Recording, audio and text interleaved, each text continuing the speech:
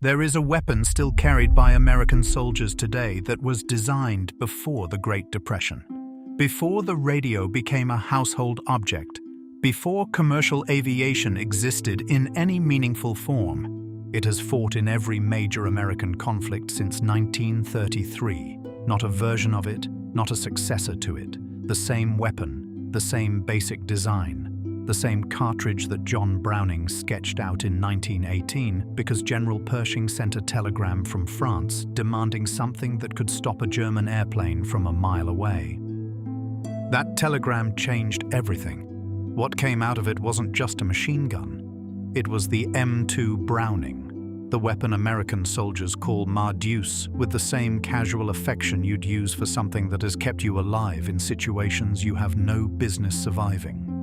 More than 1 million of them have been manufactured. Dozens of countries still field it. And the engineering underneath it is so fundamentally correct that the American military, for all its investment in new technology, has never found anything it trusted more in the same role. That is not a small thing. The story of why starts not with a weapon, but with a problem nobody had thought to solve before the First World War made it urgent. By 1917, the airplane had been weaponized. What had begun as a fragile observation platform, a thing barely capable of keeping a man airborne over a muddy field, had evolved in the space of 3 years into something fast, something armed, something capable of tipping the balance of an engagement before the men on the ground even knew it was overhead. The Germans had figured this out faster than anyone wanted to admit. Their aircraft mounted machine guns powerful enough to shred wooden biplanes at distance. Allied fighters answered with their own guns, mostly .30 caliber, which worked well enough against fabric and wood. But as the war ground on and aircraft frames began incorporating metal components, .30 caliber rounds started losing the argument. General John Pershing, commanding American forces in France, recognized the problem with the clarity that tends to come from watching your aircraft fall out of the sky. He needed something heavier, something that could reach a German aircraft before the German aircraft reached his men. He needed, in his words, a gun that would penetrate 1 inch of steel plate at 500 yards. That request went to John Moses Browning. Browning was 62 years old and had already designed more successful firearms than most manufacturers produce in a century. The M1911 pistol, the BAR, the M1917 water-cooled machine gun that American troops were already using in France. He understood guns the way certain people understand music, not just mechanically, but intuitively.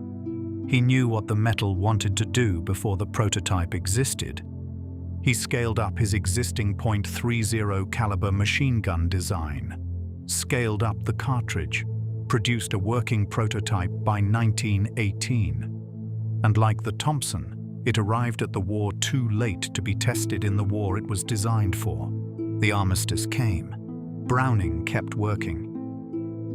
What he eventually produced, refined through the 1920s and officially standardized in 1933, was a short recoil-operated, air-cooled heavy machine gun chambered for a cartridge that Browning had also designed from scratch. The .50 BMG Browning machine gun cartridge, a round that fired a projectile roughly ½ an inch in diameter at nearly 3,000 feet per second. The numbers alone don't fully explain it.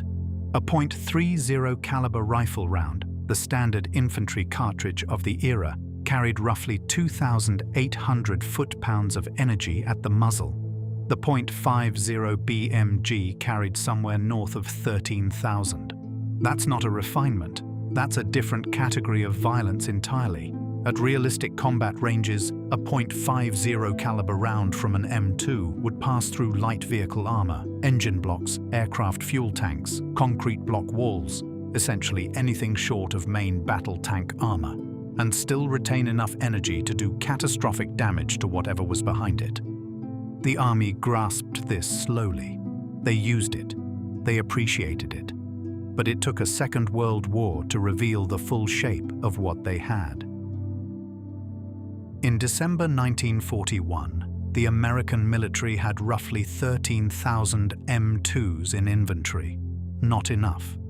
By 1945, factories across the country had manufactured somewhere around 1.9 million of them. The production scale tells you something about how critical the weapon had become. Not a specialty item, not a specialist's tool. A fundamental requirement across every service branch in every theater of every campaign. On aircraft, it was the gun. The P-51 Mustang carried 6 M2s, 3 in each wing, and American fighter pilots flying long-range escort missions over Germany understood that the Browning was one of the few things standing between them and the Luftwaffe. That's not an abstraction. That's a cockpit at 30,000 feet over Schweinfurt with a formation of German fighters climbing to intercept, and the only answer you have is 6 synchronized barrels of .50 caliber. Francis Gabreski, who flew P-47s with the 56th Fighter Group and ended the war as the highest-scoring American ace in the European theater, was not shy about what he thought of the guns his aircraft carried. The M2, in his assessment and in the assessment of nearly every American fighter pilot of the era, was the single most reliable, most destructive aircraft weapon the war produced at that caliber. German fighters were fast, their pilots were skilled, and their aircraft were formidable.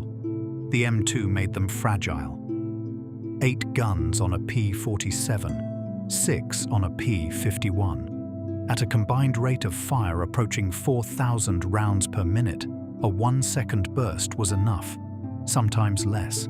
Aircraft didn't argue with physics. On the ground, the picture was different, more complicated. The M2 in a fixed or vehicle-mounted role weighed 84 pounds with the tripod, not a weapon you slung over your shoulder and ran forward with. It required a crew, it required a position, it required, if you were using it correctly, some thought about where you placed it. But when it was placed correctly, it was untouchable. At a range where most infantry weapons were straining to stay accurate, the M2 was still entirely lethal. Its effective range against point targets extended past 1,800 meters. Against area targets, a tree line, a building, an assembly of vehicles, the practical ceiling was limited more by what you could see than by what the gun could reach. American tank crews mounted it on their turrets. Jeep drivers bolted it to the hood. Sailors mounted it on every surface of every ship that had room for a ring mount. PT boats ran it in tandem pairs. It appeared on half-track vehicles, on fixed defensive positions, on aircraft, on landing craft approaching hostile beaches. Everywhere a crew-served weapon with serious reach was needed, the M2 was there. And the men it was pointed at learned to fear it in a way that went beyond rational threat assessment. German infantry who'd been under fire from most Allied weapons described the experience in terms that were bad but manageable. Being under fire from American .50 calibers was described differently. The rounds weren't just accurate, they weren't just lethal. They hit with a physical weight that other calibers didn't. A man sheltering behind a stone wall from rifle fire was sheltering. A man sheltering behind the same wall from an M2 was praying the wall held. Often it didn't. There's a distinction worth stopping on here, something that gets glossed over in most accounts of the weapon. The M2 was classified as a heavy machine gun, a crew-served weapon, a vehicle mount, an aircraft armament. It was not officially a sniper's tool. The idea of a single soldier using it for precision long-range fire against individual targets was not how the doctrine read. The doctrine was wrong. Vietnam changed a lot of things. One of them was the understanding of what a man with patience, skill, and an M2 Browning could accomplish at distances the weapon wasn't supposed to be capable of. Staff Sergeant Carlos Hathcock was already one of the most effective snipers in American military history when he made the shot that nobody who heard about it quite believed. In 1967, operating in Quang Tri Province with the USMC, Hathcock used an M2 Browning fitted with a telescopic sight, held in place on the receiver with a mount that wasn't supposed to work and worked anyway, to engage a target at approximately 2,286 meters. That's 2.5 kilometers, roughly 7,500 feet, past a mile and a half. The round was already traveling nearly the length of a mile and a half by the time it arrived, and it arrived accurately enough. Hathcock's kill held the record for the longest confirmed sniper kill in history for 35 years, until a Canadian sniper armed with a weapon derived from the same cartridge extended it further. The weapon that Pershing had demanded to stop aircraft in 1917 was, in the right hands, reaching out across distances that infantry doctrine didn't have language for. No one redesigned the M2 for the role. It just turned out to be capable of it. That is an unusual thing to be able to say about any weapon. Korea came, and the Thompson was fading. The M1 Garand was being succeeded by the M14. Weapons were evolving, doctrine was evolving, the army was looking forward at the shape of the next war. The M2 did not change. It was heavier than what modern doctrine preferred. It consumed ammunition faster than supply lines liked. Spare parts required specialized knowledge. The head spacing, a critical adjustment that determined how far forward the cartridge seated before firing, had to be checked and set manually. And getting it wrong meant the gun didn't work, or worse, worked incorrectly in ways that were dangerous to the crew. Every critique of it was accurate. None of them were enough.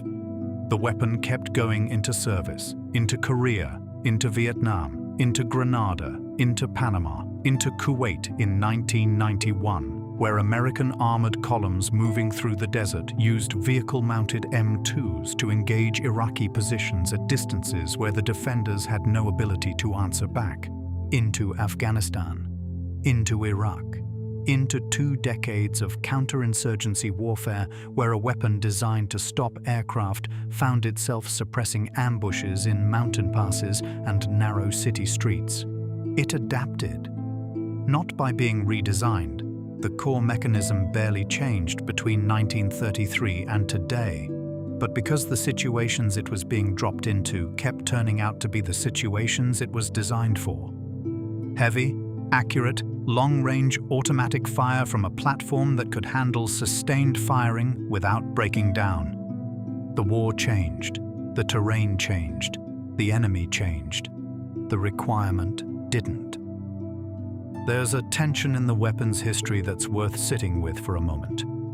The M2 Browning occupies a strange position in the legal architecture of warfare. The Hague Conventions, which predate the gun, established prohibitions against the use of expanding bullets against enemy combatants. The .50 BMG round, being full metal jacket, technically complies with those conventions, but there has been persistent debate, legal, ethical, institutional, about the use of a weapon designed for material destruction against individual soldiers. The argument runs roughly like this. The M2 was built to destroy aircraft and light vehicles. Using it against infantry is, depending on who you ask, either an efficient application of available firepower or a level of force disproportionate to the target. The American military's position has generally been pragmatic. If the weapon is being used against combatants who are themselves combatants under the laws of war, the caliber of the round doesn't change the legal status of the engagement. In practice, the question has never been fully resolved. It just keeps being deferred. What the battlefield produced, regardless of the legal theory, was clear. When an M2 was brought to bear on an enemy position, the enemy stopped being effective. Not because the calculation was being run by lawyers, because the physics were decisive. The round either hit or it didn't. When it hit, the engagement was over. The gun's relationship with the men who operated it is something you don't find in the technical manuals. Combat veterans who trained on the M2 and went into action with it describe an experience that's specific to weapons with that kind of firepower. There's a confidence that comes from knowing what you're holding, not arrogance. Soldiers aren't arrogant about their weapons, they're practical. but certainty. A knowledge that if the gun is sighted in and the ammunition is feeding and the target is within range, the outcome is not in question. That certainty is not a small thing when the situation is uncertain in every other respect. American gunners in North Africa described the M2 cutting through German half-tracks at distances where the Germans couldn't identify the source of fire. Marine crews on Pacific atolls talked about the gun being the reason the perimeter held through night attacks that had no business failing. Helicopter door gunners in Vietnam, who sat exposed in the door of a Huey with nothing between them and the jungle, talked about the M2 with the particular reverence of people for whom the alternative to having it was not surviving long enough to talk about it. There's a phrase that kept appearing in veteran accounts across different wars, different theaters, different eras. I was glad I had it. That's not how soldiers typically describe logistics. They don't say they were glad they had their boots. They say their boots were good or bad and move on. The M2 generated something different, a specific gratitude. That's the profile of a weapon that did what it was supposed to do in conditions it wasn't supposed to have to face. The American military has tried to replace it, several times, and with considerable sincerity. The General Dynamics XM312 was developed in the early 2000s, specifically to give soldiers something lighter and easier to operate with similar effect. It never fully delivered on the brief. The XM806 came later, still lighter, still intended as a successor. Neither displaced the M2 from its position. The problem wasn't that the new designs were bad. Some of them were technically sophisticated. The problem was the definition of similar effect. The M2's effect, its range, its penetration, its reliability under sustained fire, its resistance to field conditions, is not easily reproduced in a lighter, simpler package. Physics doesn't have an exception clause for procurement requirements, so the M2 stayed. The Army keeps it, the Marines keep it, Special Operations units keep it, the Navy mounts it on surface vessels. It is fielded by more than 100 countries. Versions of it still protect heads of state, secure international borders, and sit on vehicle mounts in conflicts that have nothing to do with the wars it was originally designed for. The design is now past 90 years old in its final form. Weapons that old don't survive in active frontline service by accident. They survive because nobody has managed to make something that makes them unnecessary. What the M2 left behind in American military doctrine is harder to trace than its combat history, but it's there. The insistence on reach, the emphasis on suppression at distances where the enemy can't effectively respond, the understanding, built into Special Operations doctrine, into armored cavalry doctrine, into how American forces position crew-served weapons, that controlling the ground between your position and the enemy is itself a form of offense. The M2 taught that lesson in a way that no instruction manual could. It taught it because the men operating it found that at the distances where it was effective, the enemy could not do anything meaningful in return. You could shape the battlefield from a position of relative safety, not total safety. War doesn't offer that, but comparative safety, the kind that comes from being able to reach 2 kilometers while being out of effective range of most of what the enemy was carrying. That tactical advantage became a structural preference that shaped how American forces organized themselves. More than that, the .50 BMG cartridge outlived the weapon. Derivatives of the round are now fired from bolt-action precision rifles used by military snipers across NATO. The cartridge Browning, designed in 1918 to destroy aircraft, is now used to reach individual targets at ranges approaching 2 miles. That is not what the original brief asked for. It is what the physics turned out to be capable of once someone decided to push them far enough. The gangsters never touched it. That's the Thompson story. The M2 has a different one. It never had a criminal phase. It was never culturally loaded with anything except military purpose. Nobody made movies about the M2 the way they made movies about the Tommy gun.